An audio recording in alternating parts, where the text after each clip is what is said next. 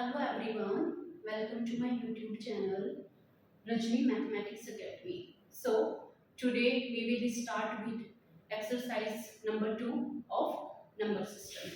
Exercise is 1.2. Okay, as you all know my book is misplaced, so I have downloaded all the questions from internet. So I will read questions from here. First question is state whether following statements are true or not. हमें true और false बताने हैं statements है number question number 1 में. Every irrational number is a real number. Every irrational number is a real number. Okay, ये बताना है कि ये ट्रू है या फॉल्स है. Every irrational number is a real number. क्या सभी इरेशनल नंबर्स जो हैं वो रियल नंबर्स हैं? रिकॉल करो मेरा लेक्चर नंबर 3 नंबर सिस्टम का, जिसमें मैंने बताया हुआ है कि जो रियल नंबर्स हैं वो रियल नंबर जो है वो रेशनल नंबर्स और इरेशनल नंबर्स का सेट है. यानी कि जो रियल नंबर लाइन है उस पे जितने भी नंबर्स हैं या तो वो रैशनल होंगे या वो इरेशनल होंगे. एक बार फिर से रिपीट करते हैं. जो रियल नंबर लाइन है उस पर जितने भी नंबर्स होंगे, चाहे वो नेचुरल नंबर्स हो, चाहे वो होल नंबर्स हो, चाहे वो इंटीजर्स हो, चाहे वो फ्रैक्शंस में हो, चाहे वो डेसिमल में हो, कोई भी नंबर हो, चाहे वो रूट में हो, चाहे वो पाई हो, चाहे वो नॉन टर्मिनेटिंग वैल्यू हो.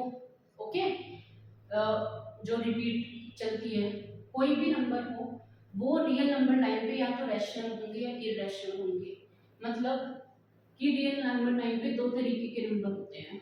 ठीक है, तो इसलिए जो इरेशनल नंबर्स हैं वो रियल नंबर्स हैं ही, तो ये ट्रू हो जाएगा. आई होप समझ में आ गया होगा. फिर भी अगर किसी को कोई भी प्रॉब्लम आती है तो वो प्लीज पूछ सकते हैं. Second statement is every point on a number line is of the form root m where m is a natural number. Okay,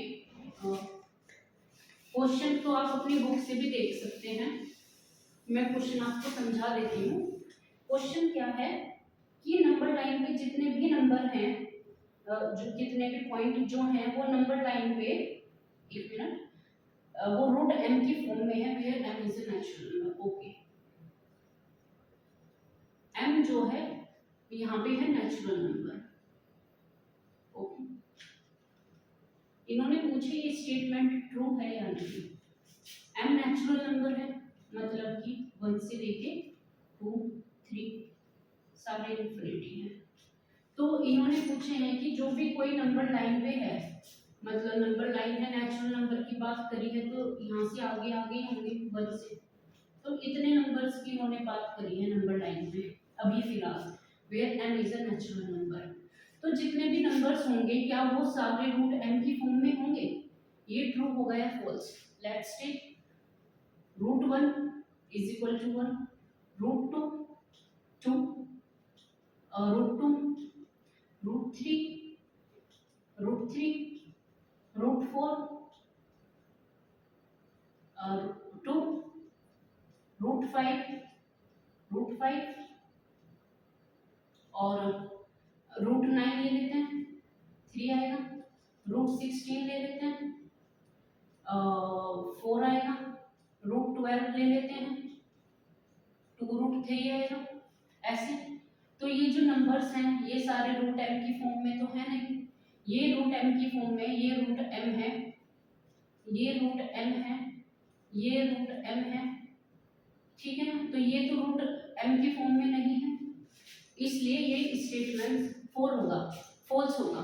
ठीक है, अब एक बार दोबारा से समझाती हूँ. जो सेकंड स्टेटमेंट है उसमें पूछा गया है कि कोई भी पॉइंट नंबर लाइन पे रूट m की फॉर्म में होगा जहां पर m नेचुरल नंबर्स हैं. यानी कि इन्होंने यहाँ से नंबर लिए हैं 1 से आगे तक के. ठीक है, तो उसमें फिर इन्होंने कहा है कि हम 1 से आगे जितने भी नंबर रिप्रेजेंट करेंगे रूट के अंदर, ये 2 2 और 3 के बीच की 3 एंड सो ऑन, जितने भी नंबर्स लेंगे क्या वो सभी रूट m की फॉर्म में होंगे?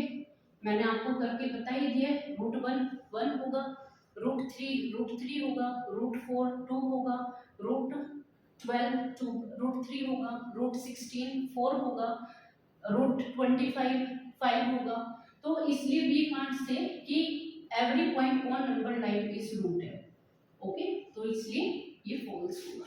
ठीक है, तो क्वेश्चन नंबर फर्स्ट का सेकंड स्टेटमेंट फॉल्स है, फर्स्ट स्टेटमेंट ट्रू है। ओके, तो अब हम स्टेटमेंट नंबर 3 देखते हैं। Every real number is a irrational number. Okay, जो थर्ड स्टेटमेंट है वो फर्स्ट वाले स्टेटमेंट का रिवर्स है। Every real number is a irrational number. Okay, या तो वो इरेशनल नंबर पूछे या रियल रैशनल नंबर पूछे, बात एक ही है। ये every real number is an irrational number. Every real number is a irrational number. Okay, तो ये हमें बताना है कि ट्रू होगा या फॉल्स। जिसने भी मेरा थर्ड लेक्चर बहुत अच्छे से देखा है उनको ये दोनों स्टेटमेंट्स क्लियर होंगे अच्छे से, उनको पता भी होगा कि वो ट्रू क्यों है और ये क्या होगा। ठीक है, जैसे ये इसका रिवर्स है। अगर ये दोनों स्टेटमेंट एक साथ आ जाती है फिर तो कोई प्रॉब्लम ही नहीं है, उल्टा है, इसको आप फॉल्स लिख दोगे, लेकिन ऐसे नहीं करना है। ठीक है, रियल नंबर जो हमने आपको बताए थे, रियल नंबर्स क्या है वो हमारे या तो रैशनल है या इरेशनल है, दोनों का सेट है। कोई भी नंबर ये नहीं हो सकता कि वो रैशनल भी और इरेशनल भी है, या तो वो रैशनल होगा या इरेशनल होगा, और दोनों ही नंबर हमारे रियल नंबर्स होते हैं। तो जो सारे रियल नंबर है क्या वो इरेशनल नंबर होंगे? क्यों होंगे भाई, यहाँ पे तो रैशनल नंबर्स भी हैं, तो सारे रियल नंबर्स इरेशनल नंबर्स कैसे हो सकते हैं? नहीं हो सकते ना सभी रियल नंबर्स इरेशनल नंबर। ठीक है, ऐसे ही सभी रियल नंबर रैशनल नंबर नहीं हो सकते, इसलिए ये स्टेटमेंट फॉल्स है। शायद समझ में आ गया होगा सबको। अगर यहीं तक किसी को भी डाउट हो तो प्लीज आप पूछ सकते हैं। ठीक है, अब आ जाते हैं हम question number 2। Are the square roots of all positive integers irrational? Give if not example of square root of a that is rational number. Okay, ये कुछ स्टेटमेंट नंबर 2 जैसा ही है।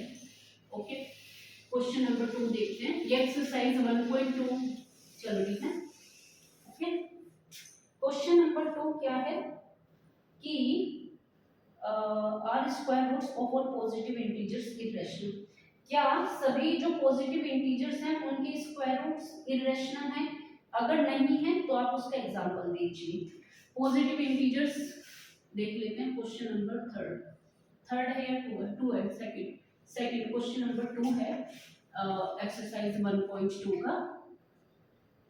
एक्सरसाइज 1.2 इसमें ये पूछा गया है कि जो पॉजिटिव इंटीजर्स हैं, पॉजिटिव इंटीजर्स मतलब ये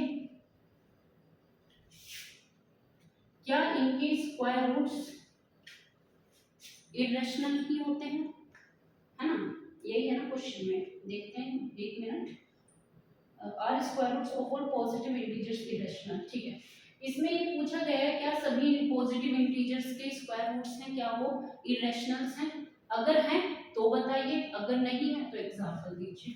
देखते हैं, √0 तो 0 ही होगा, √1 1 होगा, √2 होगा, √3 होगा, √4 2 होगा, √5 ही होगा। सिमिलरली वी कैन से √9 3 होगा, √16 4 होगा, √25 5 होगा। इधर देख लेते हैं, √7 7 होगा, √11 क्या होगा, √11 होगा, √7 भी √7 होगा। तो ये जो नंबर्स हैं पॉजिटिव इंटीजर्स का स्क्वायर रूट है, ये तो हमारे इंटीजर्स ही आए ना, रैशनल नंबर्स आए हैं, इरेशनल तो है नहीं सारे, ये सब इरेशनल्स हैं। ये रैशनल नंबर्स हैं, जैसे कि हमें पढ़ा था कि all integers are rational numbers, तो ये सारे रैशनल नंबर्स हैं, ये इरेशनल नंबर्स हैं। तो ये वाला क्वेश्चन फॉल्स हो जाता है, स्टेटमेंट फॉल्स हो जाता है, करके ऐसे दिखाना होगा। एग्जाम्पल कोई भी दे सकते हैं, मैंने आपको 8-10 एग्जाम्पल्स दे दिए हैं। ठीक, अब हमें ये देखना है कि √5 को नंबर लाइन पे कैसे रिप्रेजेंट करते हैं। रिकॉल करो, I told you in last lecture number 3 कि हम किसी भी √n की वैल्यू नंबर लाइन पर तभी निकाल सकते हैं अगर हमें n-1 का रूट पता हो। दोबारा से मैं रिपीट करती हूँ ये लाइन। हमने नंबर सिस्टम 3 पार्ट में देखा था कि हम √n की रिप्रेजेंटेशन नंबर लाइन पे तभी देख सकते हैं अगर हमें n-1 का रूट पता हो। ठीक है, हम इसको तब निकाल पाएंगे अगर हमें इसकी वैल्यू पता हो। तो अब हमें क्या दिया गया है, √5 की रिप्रेजेंटेशन करनी है। क्वेश्चन नंबर 3 है, √5 को नंबर लाइन पे रिप्रेजेंट करना है। तो यानी कि यहाँ पे n क्या है, 5 होगा, n-1 क्या होगा, n-1 4 हो गया। तो हमें पता ही है √n को हमें ये रिप्रेजेंट करना है, तो √4 क्या हो गया, 2, यानी कि √4 की वैल्यू 2 है। तो हमने 2 तक तो कर लिया है वहां तक। तो अब हमें नंबर इसको रिप्रेजेंट करना है नंबर लाइन पे। ये 0, ये 1, ये 2, ये 1, ये 2, ये 3, ये 3, ये माइनस के नंबर्स हैं। माइनस के नंबर्स ये क्यों हैं, क्योंकि you all know numbers to the left of 0 are negative numbers, numbers to the right side of 0 are positive numbers। Okay, तो हमने √4 की वैल्यू पता है कि वो 2 पे आके आएगा। √2 हमने देख लिया था 1.44414, √3 हमने यहाँ पे देख लिया था 1.77। सो हमने इरेशनल नंबर्स की बात जैसे हमने बताया था पाइथागोरियंस ने ही इरेशनल नंबर्स की बात की है, तो हम पाइथागोरस थ्योरम के अकॉर्डिंग ही इनको रिप्रेजेंट करते हैं नंबर लाइन पे। तो हमने ये लिया कोई भी यूनिट लेंथ का बेस लिया हमने 2 लेंथ का, कोई भी परपेंडिकुलर डाली 1 लेंथ की। ठीक है, दोबारा से देखते हैं। ये हमने बेस लिया √2 यूनिट का और यहाँ पे लिया हमने 1 यूनिट का परपेंडिकुलर डाला है बेस पे। तो जब हम इसको, ये पॉइंट हमारा A है, ये हमारा B है, ये हमारा D है। जब हम A और D को मिलाएंगे तो ये राइट एंगल ट्रायंगल बन जाएगा।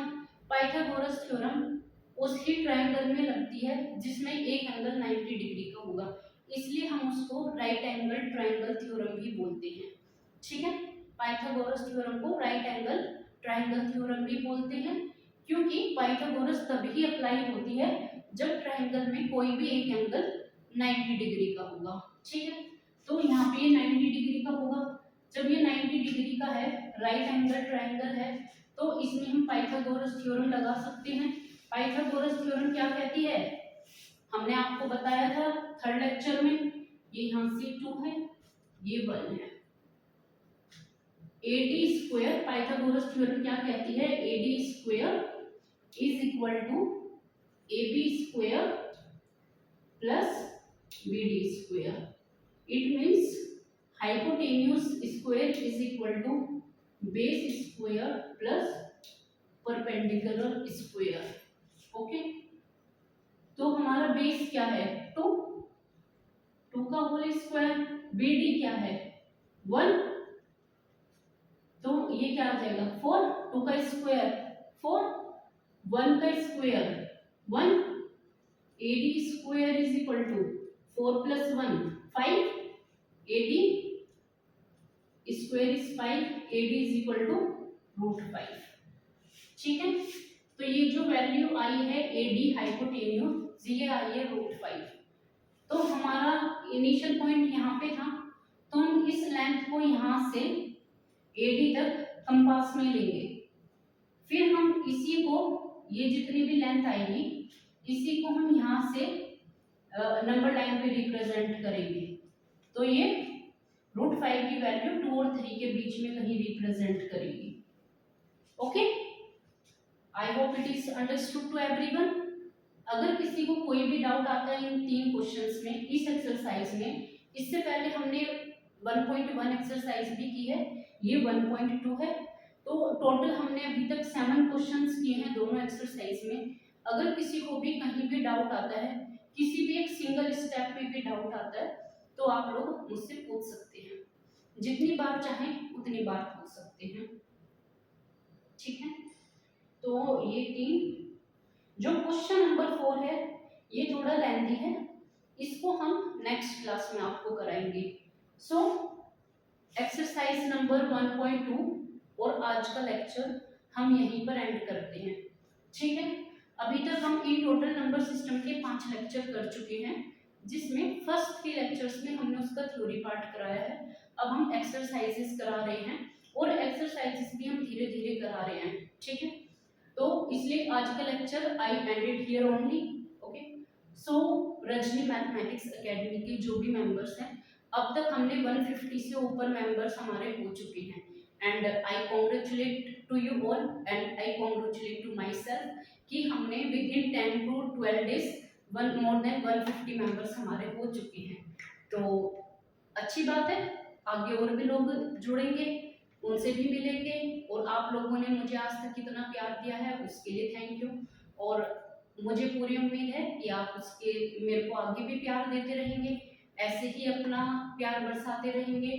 तो बस मेरी रजनी मैथमेटिक्स एकेडमी के मेंबर से यही रिक्वेस्ट है कि आप प्लीज़ मेरे चैनल को शेयर कीजिए ज़्यादा से ज़्यादा। You can share on your WhatsApp status, on your Instagram story, on your Facebook story. मैं ये बातें रोज बोलती हूँ, मैं रोज बोलती रहूँगी, क्योंकि शेयरिंग इज केयरिंग, ठीक है। इन वीडियोस को सबको फायदा होना चाहिए। दूर दराज में बहुत सारे ऐसे बच्चे हैं जो स्कूल रेगुलर नहीं जा पाते हैं, बहुत डिफिकल्टीज को फेस करना पड़ता है, और बहुत बच्चे ऐसे हैं कि ट्यूशन नहीं ले पाते हैं, फीस देनी होती है, बहुत सिचुएशंस हैं ऐसी। तो मेनली ये चैनल उन बच्चों के लिए है जो फीस नहीं दे सकते, कहीं भी वो घर बैठे ये चीज़ें देख सकते हैं, कोई प्रॉब्लम नहीं है, ठीक है। और so keep sharing my channel, keep loving me, keep subscribing my channel, okay.